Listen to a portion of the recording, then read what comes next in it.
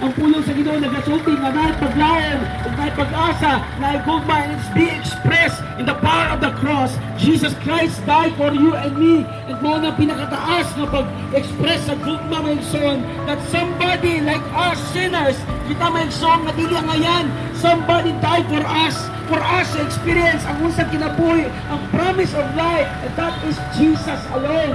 Siya lang naghatag siyang kinabuhi para sa tuwa for us to experience what life is. Ang sugi sa pulong maigsoon, to confess with your mouth that Jesus Christ is Lord and He is risen from the dead, we will be saved, my soul. Ang pulong sa Ginoo wala naghatag condemnation, but He gave hope for those who are hopeless right now.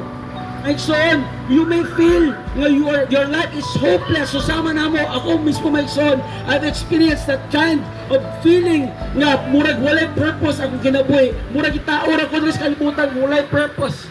But the very moment na gidawat ako si Jesus, ibago ko ni Jesus after I received Christ as my Lord and personal Savior, that very moment, I found purpose, and that purpose is to live in Him, in Jesus Christ alone.